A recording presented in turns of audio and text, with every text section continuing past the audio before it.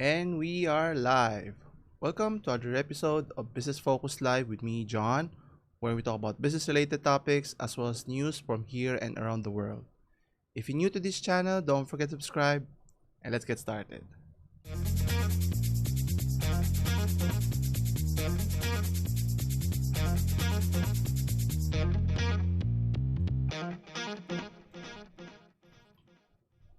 And we're back. Thank you again for joining me today. It's now the first week of December, so Christmas is around the corner. Anyway, for this week's episode, we'll be talking about some interesting news that has happened in the past week or so.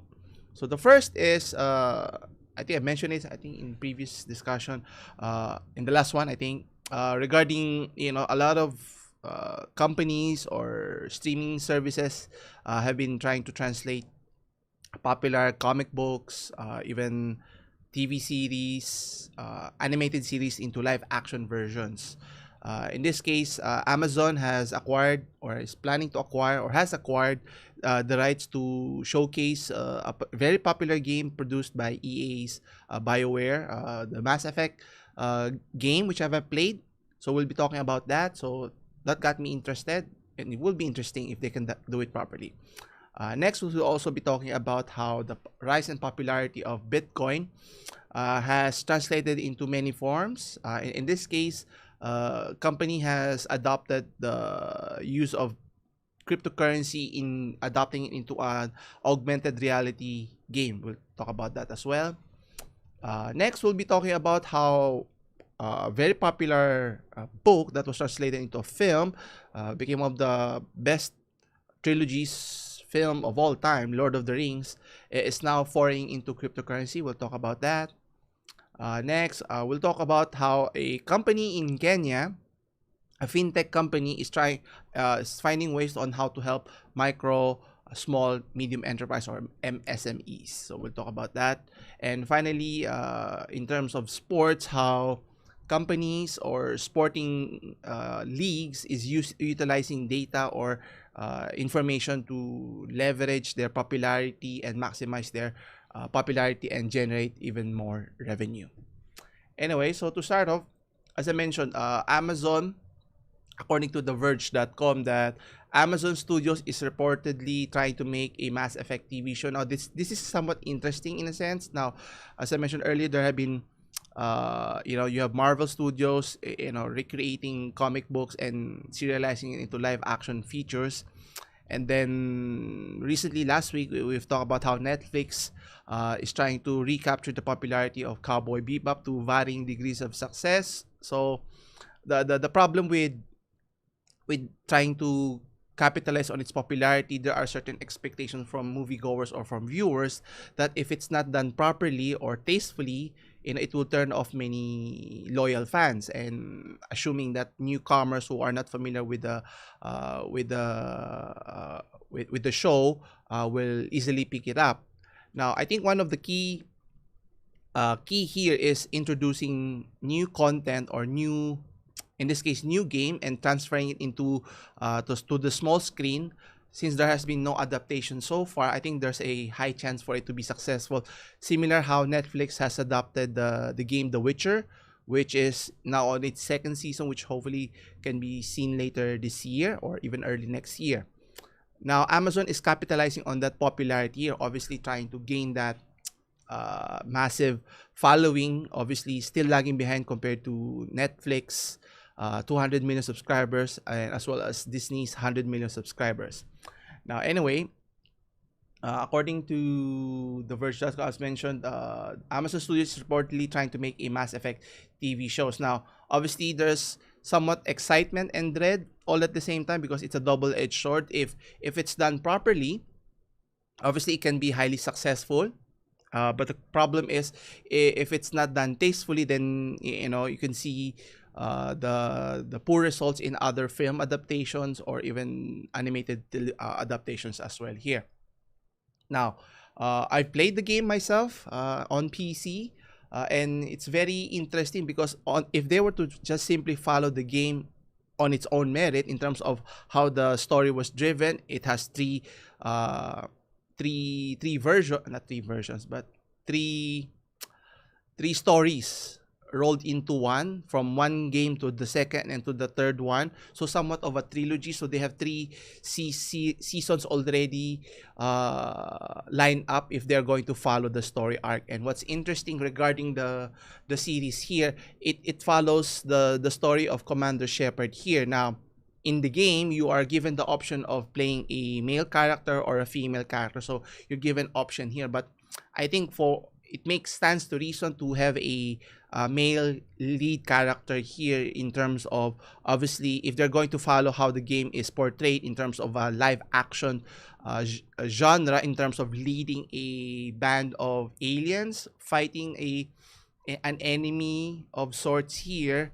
But a female lead could also theoretically make sense, but it all depends on how the story is portrayed. And it's not just the gender that they portray, it's who will play the character here. And obviously, I think it would be a best bet that they find a character that's not popular, like Brad Pitt of that stature. I'm sure he would not take the role, but an unknown actor, but who is more than capable of playing, a character like Commander Shepard here.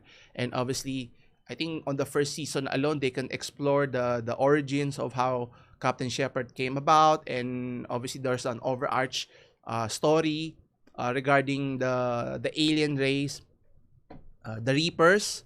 So obviously, developing the characters, he meets different characters along the way, different races, from the Gets. What else?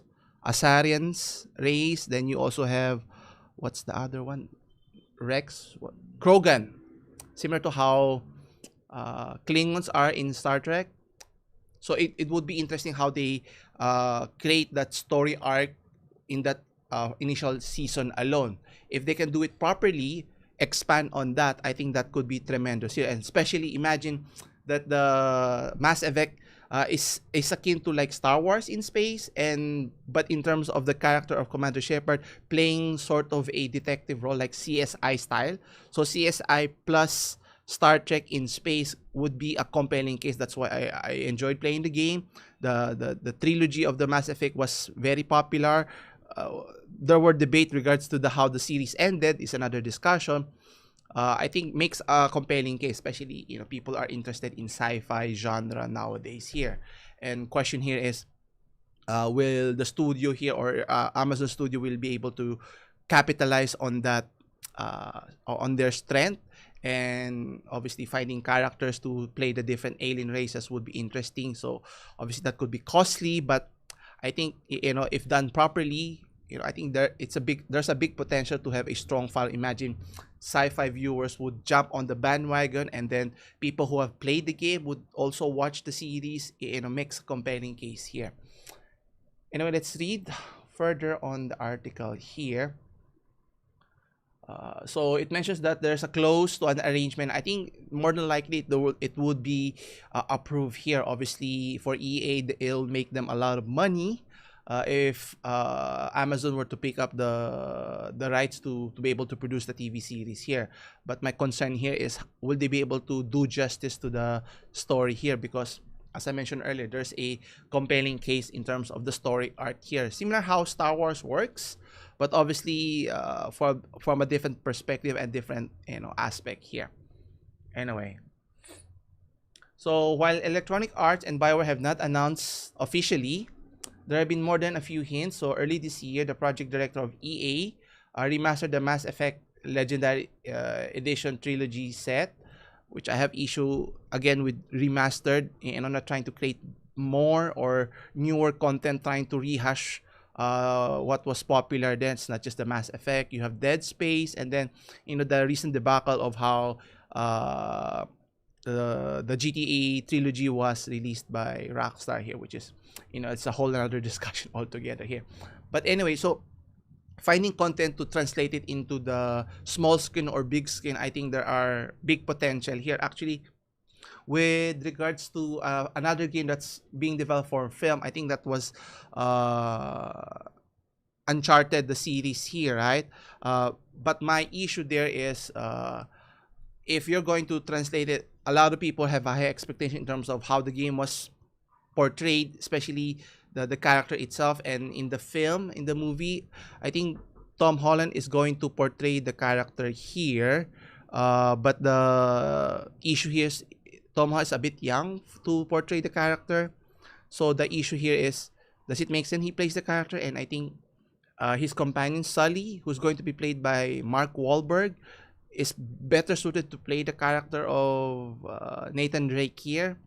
But obviously they need star power to drive in more movie goers. But in terms of following, if it's true to its story, I have apprehension right on the bat here. So with things like this, a lot of things has to go right at the beginning in terms of planning, casting, and the direction from the movie studios who's producing the film itself.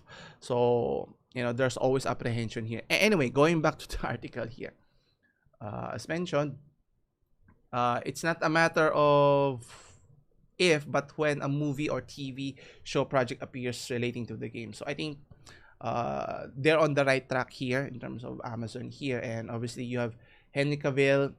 Ooh, if Henry Cavill is slated to play the character, is it believable? But he's already associated with the superhero character of Superman and then the Netflix TV series Witcher. So it would be interesting for him to play, but I think you need a lesser known actor, not that well built, but I don't know, has to have that certain look to play that character here, and who understand the story of the character itself. So it would be interesting to see if who would be the actor who would eventually play the titular role for the Mass Effect here, whether it's a male or female here. Hopefully they can do justice here, because I think for many moviegoers or TV goers, we're always looking for great content here, regardless if it's in the small screen or in the big screen. But as the recent this year alone, you've seen a lot of big studios cashing in on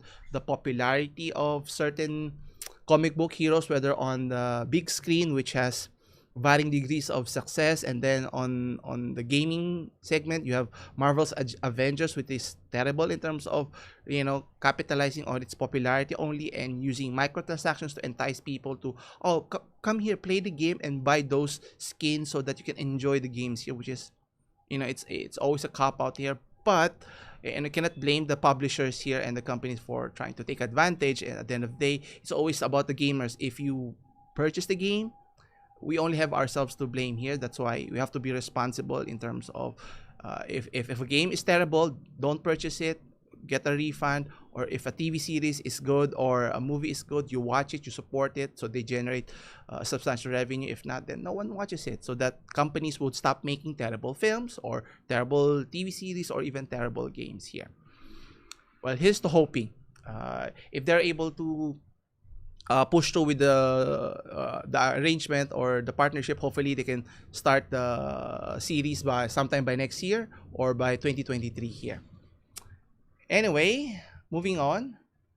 So next is we'll be talking about how Bitcoin or cryptocurrency has been an all-time high, especially this year, with people looking for ways to invest in other forms outside of traditional real estate, investing in banks, or even in the stock market. And obviously you have high-profile people supporting the the cryptocurrency here. You have Elon Musk, to name a few, and you have also celebrities supporting the platform here. We mentioned, I think Paris Hilton invested in one of the companies, was backing cryptocurrency as well. Then I think recently we discussed even superstar singer Mariah Carey is also investing into cryptocurrency. So meaning, as long as there's support from people adopting it, and you also now have big financial institutions adopting cryptocurrency as a form of payment, accepting and paying using cryptocurrency, if it continues to grow, eventually it will be the norm here. It's not just using cash, credit card, and now you have cryptocurrency as a viable option. Now, oops, or was it? There you go. So, where was it? There you go. So a fintech company, Niantic, is creating a game that utilizes cryptocurrency here. So it's a bit of similar to how Pokemon Go, if you're familiar. I actually haven't played it, but it was popular a few years back. So using augmented reality or AR to capitalize on its popularity by using cryptocurrency as a main platform here. So the Niantic and fintech debit card company called Fold have debuted the game called Fold AR. So it's an augmented reality or AR game that focuses on Bitcoin and cryptocurrency as mentioned. So it looks similar to what you see here at the diagram below. So it's actually similar to how Pokemon Go works. So you're using your phones to look at the real world, but you see something different that's not on the actual real reality here. And obviously getting people to play the game, to entice them, obviously has its perks.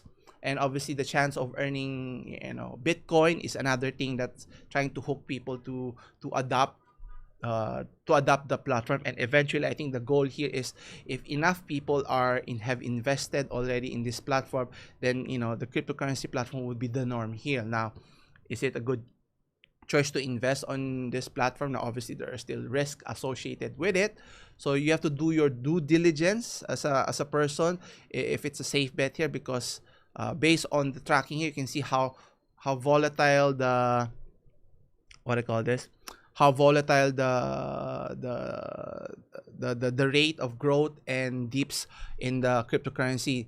I think Bitcoin had an all-time high of $60,000 per Bitcoin, and then it dropped half of its value to around $30,000. So so you want to be careful when's the best time to invest on cryptocurrency. Obviously, you want to invest when the value is still low, and you don't want to invest when the value at its high, because when it's at its peak, eventually it will come down, so your investment will be wasted there. Anyway, let's see here. So the game, as mentioned here, are going to the world of play to earn. So that's the approach that they're using with its newly debuted application called Fold AR. So you can earn top cryptocurrency and integrate augmented reality here. So the focus here is to go around different places and complete challenges, something that would help in earning the top crypto coin. So I think you see the similar patterns of how Pokemon Go is utilized here. Now, will it take off here? Just like with Pokemon Go, obviously, even before Pokemon Go was introduced, Pokemon the game was already that popular. Now, obviously, for cryptocurrency or for the AR game here, it's still a new game here. But in terms of enticing people to adopt cryptocurrency, and if you win the game, you earn cryptocurrency, and that cryptocurrency has value, then that's something I'm sure a lot of people are interested to try out and see if it benefits them. Anyway, we'll see how that pans out. Next, we have unrelated story. So we've seen, fintech companies is taking advantage of the popularity of cryptocurrency. Now we have a different company. One of the best trilogies of all time, Lord of the Rings. You'd be surprised that they have a cryptocurrency themed after them. Well, there was a problem. This was not approved by the IP holder of the Lord of the Rings here, which is J.R.R. Tolkien here. So let's take a closer look. So according to the article here, arstechnica.com, the Lords of the Rings theme cryptocurrency gets thrown into Mount Doom, meaning it's considered illegal because the rights of the property did not allow for this, and obviously other individuals or group of individuals took advantage of the popularity of the IP and tried to utilize it to their advantage, which obviously did not prosper here. So there was a ruling from the World Intellectual Property wherein the J.R.R. Tolkien project was halted. So the estate of J.R.R. Tolkien has successfully vanquished the cryptocurrency that styled itself the one token that rules them all. So obviously, cryptocurrency token is, the goal here. And using the analogy of the popularity of the Lord of the Rings, obviously people would associate it. It must be associated with the film itself. And obviously, the people who developed the website wanted to cash in on that, but uh, it was halted by one of the lawyers, Matthew Jensen of JRR Tokens, Florida-based developer, said that the token was a generic term, should not be confused with the surname of Tolkien, and it did not infringe any intellectual. Well, the fact that you utilize the term, the one token to rule them all, and then the name associated from the Lord of the Rings is obviously connected to that tremendously, and obviously people will get mixed up, and obviously they didn't have the right to do that. And imagine if they were to do this with regards, if Apple, if Apple were to see this, they would have, charged in and sued any company who tried to use approximate or similar to their logo. Imagine Nike, other companies are trying to take advantage of the swoosh logo, or even Apple's, the Apple logo here. Actually, there was an article before where a company who used a different Apple, not, I think, a pair, and then even Apple sued them because the logo, the pair that was partially eaten with a bite would look similar to an Apple brand logo, which is kind of funny.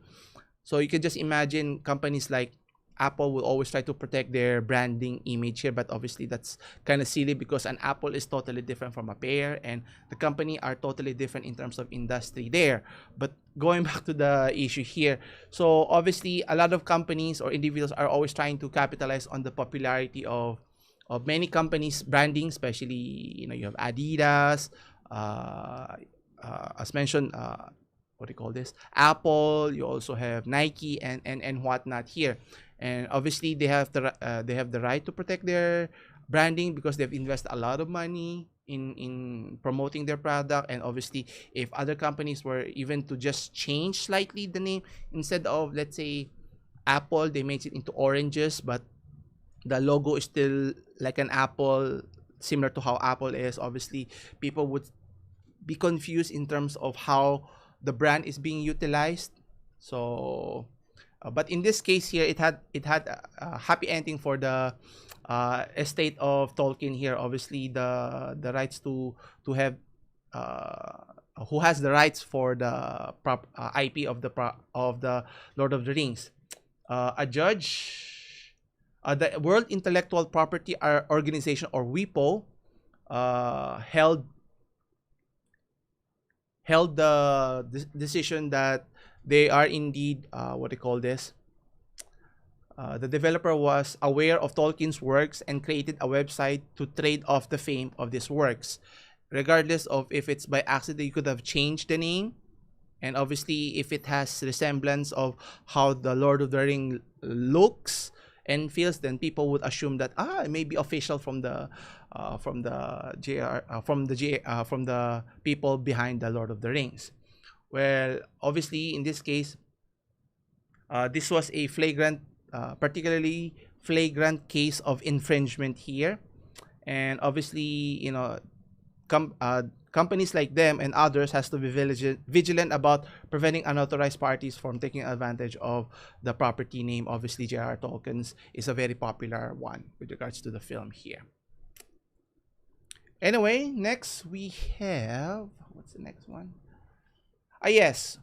So obviously, from last year to this year, a lot of, actually even before the pandemic, a lot of small businesses or MSMEs have a difficult time, surviving. Obviously, not many businesses translate to long-term viability, not just on the first year but succeeding years. And one of the key issues for many businesses that does not survive or even get started is getting the financial backing to be able to start a business and grow their business from micro to small to medium or even to a large corporation here.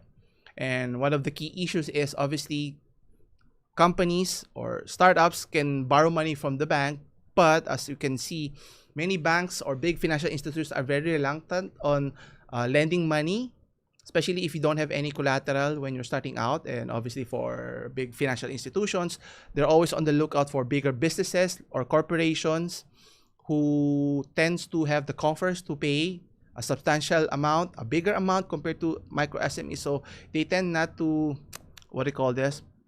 They tend not to prioritize the smaller businesses compared to the large businesses. So here comes in a company, a fintech in Kenya, Asilimia. I hope I'm pronouncing correctly. They're trying to uh, provide that gap for micro businesses by raising capitals to be able to extend loans to those small businesses, in particular in East Africa. So according to TechCrunch.com, let's see here. So Asimilia is raising $2 million to pre-seed money, so to be able to extend loans for micro SMEs here and expand in East Africa. I think this is not just applicable in their region, but also I think everywhere else, because for businesses to prosper, to grow, obviously, you need to start from small, humble beginnings. And obviously, getting more support from your financial institution, from your government, enhances that capability. And the benefit of doing that is if you can turn around your business to a successful business, you can hire more people, and obviously that can benefit the economy in the long run here. And obviously, paying those taxes obviously would benefit the economy as well here. So as a company here, let's see here. So how are they able to do that? So let's see here.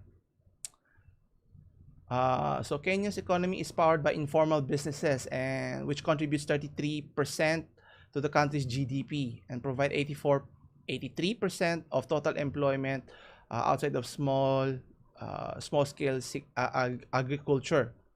So as you can see here, even businesses, there are different types, formal and informal. And if your country is comprised of, a substantial chunk of your population that is into informal, so raising capital is very difficult. Obviously, typically either you have the money or you don't, or if you don't have the money, you need to borrow, as mentioned. So obviously borrow from your family members, from your community. Obviously, the last effort is going to banking institutions or through your government. And obviously, government has, I wouldn't say don't have the necessary resources, but not enough support to help those businesses. That's why the banking institution is the key to everything here. But as I mentioned earlier, if a financial institution has little to no incentive, because if small business were to be able to borrow money, but there's no collateral, what if that businesses closed down or suffered a horrific bankruptcy for whatever reason? Then obviously the bank will be holding an eggshell, so to speak. So the question here is, how can you guarantee the loan that you're making for a business and ensure that the banks, regardless of the amount that you're borrowing, can be recouped or even make a profit out of it? So here comes a company, Asimilia, as mentioned, who is planning to provide that services by providing a financing gap left by the conventional banking institution, as mentioned. So provides an opportunity for innovation here. So you have fintechs like Asimilia, as mentioned, a Kenyan startup, offering lifeline for traders in Kenya by enabling them to make mobile money transactions that are devoid of charges. I think this is tremendous offerings here. Obviously, on the side of businesses, if you have very little to no collateral to trade off, then obviously having these offerings to you is tremendous. But the question is, how would the business, or in this case, Asimilia, make money out of it? Is it making through advertisements, or if they're not charging a certain fee, which other financial institution does, can be problematic here. Anyway, they're going to say that they have secured $2 million of pre-seed money, meaning 1 million of equity and then 1 million of debt. So the startup is headed for its next phase of growth, which involves extending loans to traders, offering more relief to subgroups that is left out and regarded as high risk by institutional sectors. And I think that's tremendous here, because offering a lifeline for many small businesses, especially during the current current situation here, especially after the pandemic, people are still reeling in. Businesses had to close, and you want to encourage people to start new businesses, create more businesses, more jobs, so that it sustains the economy as well. So it's somewhat like the chicken of the egg, which would come first, the support or the business startup, as mentioned earlier. Now, they mentioned that the key funding from various investors came from Frederick Jung Ubo, a two-time unicorn founder and Norsken Impact Accelerator.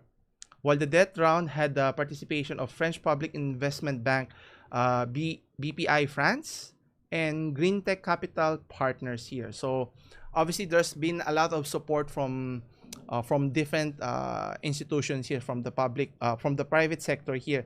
So I think it's going to be tremendous here. Hopefully this can be adopted, not just in Africa, which what they're doing tremendous. Obviously it can be, hopefully can be implemented also here in the country, which for based on our data here, 90%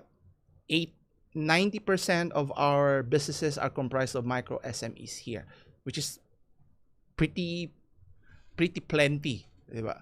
And I think micro businesses comprise almost 80%. So the large chunk of businesses are still in the small stage, and obviously helping them out financially would be a boon. And obviously for the businesses, they have to be educated in terms of business capability, and financial sustainability has to be taught to them, encouraged. And on the other end, the financial institutions who are supposed to lend them the money has to work in tandem here. And obviously the government has to play its role to be able to do this effectively. Otherwise we'll be always in this doldrum of people will always be stuck at first gear and never reach their maximum potential. And based on statistical data, let's say out of 10 businesses who start up every year, only one tends to survive. Obviously we want to increase the chances so that more businesses succeed, and if more businesses succeed, more people will succeed. And if those businesses grow, more people will be hired, more revenue, more income for people, more taxes. It has a positive effect if we can help as many small businesses as possible here. Anyway, lastly, for our last story, I'm a big sports aficionado, ranging from basketball to volleyball, from baseball to football, whether American football or soccer or football. Obviously, sporting teams or leagues have been using data to not just improve players' performance, but also teams' performance by maximizing their ability to win not just games but championships and so forth. Now, sporting leagues are using that knowledge. Is not just capitalizing on the popularity of the sports, but leveraging its popularity in terms of the fans or the viewers who's watching those sports. So in the case of mine, if they know I'm watching a particular sport, they want me to watch more of it, like similar how NBA is offering the NBA League Pass. So not just watching on your TV screen, you can watch it everywhere where you want, as long as you have internet access from your from the live game, or watching from your TV set at home, or watching it in your desktop computer, or even your smartphone if you're on the go here. And obviously you can watch it to your heart's content, as long as you pay a subscription fee here, which obviously benefits the league as a whole here. And I think the NBA has capitalized on it tremendously here. Now, according to the article here at Forbes.com, data scores big for the sports fan experience here. So let's take a look.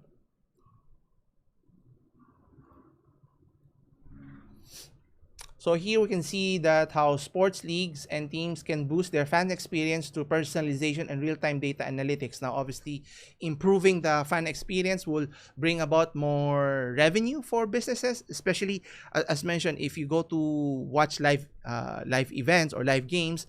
Not only you have to buy tickets, but also you go with your friends or family. And then when you go to that site, you may tend to buy merchandise. That's another revenue that you generate, as well as, obviously, typically when you're in a sporting event, if you watch the game, it's a lot of excitement. You need food and drinks to supplement that experience. And again, an additional cost, more revenue for the business or for that particular arena as well. So in this case, what do you call this? Sports are about head and heart, or so the traditional goes. Now, another crucial element in impacting sports industry is data. Obviously, with the advent of the computers and internet access, data has been accumulating at a extraordinary rate. So obviously, instead of just dismissing data here, why not use it to your advantage here, whether on a personal or an organizational level here. So instead of eroding the inherent human quality of playing and watching sports, data is enhancing them, enabling leagues and teams to capitalize on the direct-to-consumer models, which is what I was saying earlier. So instead of just hoping that a lot of people will go to events or watch on TVs, is catering or more on a personalized experience, which I think is the right way to go. But in order to do that, you have to understand the behavior or the preferences of that particular individual. Some may like basketball, some may prefer baseball, some may prefer football, hockey, tennis, or whatever sport. So obviously, if they have that data, they can cater that to your if I like, let's say, golf, or I like to watch Tiger Woods play a round of golf. Now, sad to say, with regards to Tiger Woods, he's not necessarily planning to retire, but he's planning to play lesser tournaments here, which is kind of sad. So it's, after the accident that he had, which is kind of a miraculous event, if he eventually, is able to win a championship before he retires, then that's good. That brings excitement to the game, and a lot of people would watch it still. So catering to the preferences of individuals is what they're planning to do here. So what most leagues and teams are rookies at tackling data and managing fans' relationships. So the direct-to-consumer pipeline that's more fragmented than in other industries, obviously have different stakeholders. I think like how the NBA is doing. So obviously, excuse me.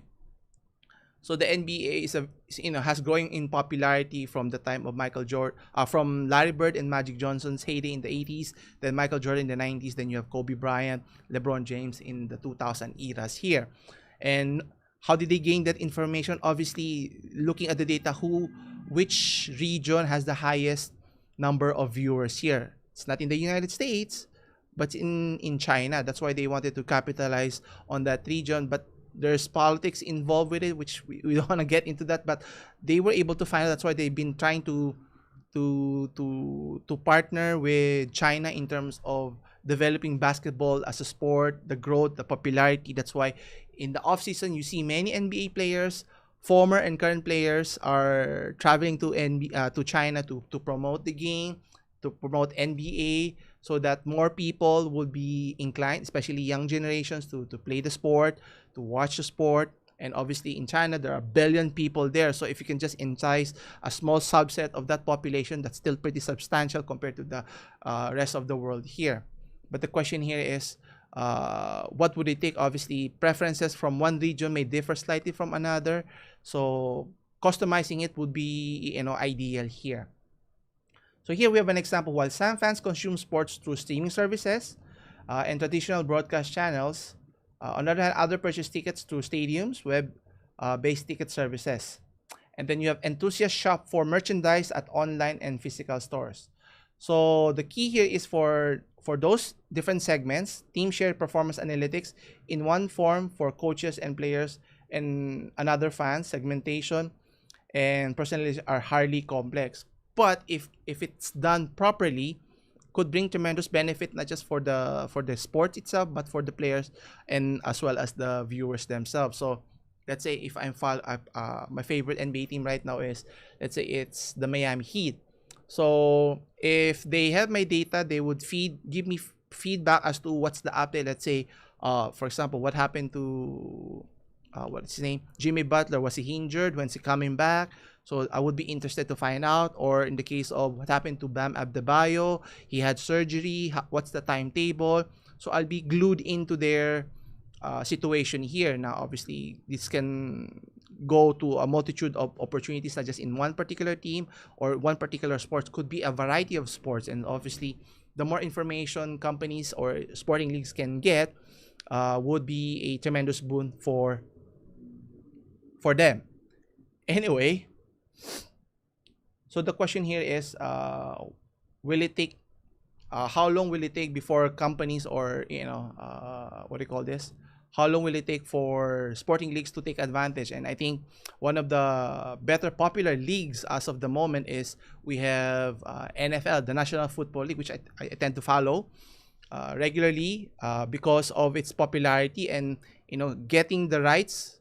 How much was the, let me see here, what was the how much was, I think it's in the billions. I forgot that. NFL TV rights deal, how much was it? Ayun, TV contract deal. Yeah, in the north of 100 billion, and you have multiple TV networks vying for that slot. You have NBC, ABC, which is owned by ESPN, which has another network, ESPN, then CBS, NBC, just to name a few, who are paying for that chunk. So that's how they know that the game is popular, because millions of people watch on the games on a weekly basis. And then if you remember, during championship time, during the Super Bowl, especially the halftime, the commercials itself, companies are paying millions of dollars. Even in a downturn pandemic last year, companies are still paying millions of dollars to have the 30-second spot, because they know a lot of people are watching. It's not just avid game followers, but also other aficionados, because especially in the United States, if it's Super Bowl, people are glued in to watch it, regardless you like sports or not here, because it's a cultural activity now. And this is similar to how Independence Day or Thanksgiving and so forth, right? So it becomes more synonymous when it's a Super Bowl. A lot of people would watch it, and if companies know that, or the league knows that, they want to capitalize that, so they would leverage it by those people who want to advertise, sell a product or service. You pay a hefty fee, and this is what it would look like. And I think other leagues can take advantage of that. It's not just promotion on arenas. I think you see in basketball arenas and even in soccer leagues, you see different logos, not just on the shirts of players, but also logos on the arena itself, in the pitch or in the basketball arena itself. So obviously there's a lot more that you could take advantage, especially there's a lot of sports aficionado, not just me. So capitalizing on it is obviously the way of the future. But the question here is, are we getting to the point of breaching the data privacy concerns here? So how do we balance that is another discussion altogether. Anyway, I think that concludes our discussion today. Hopefully we had an interesting sit down with me here. Anyway, don't forget, if you like the content that you saw today, don't forget to hit the like and subscribe button. If you have any questions, feel free to leave your comments down below, and I'll try to get back to you. Also, I leave the link in the description below for all the articles that I've discussed today here. Anyway, as always, thanks for watching. I'll see you in the next one, same time and same channel. Take care.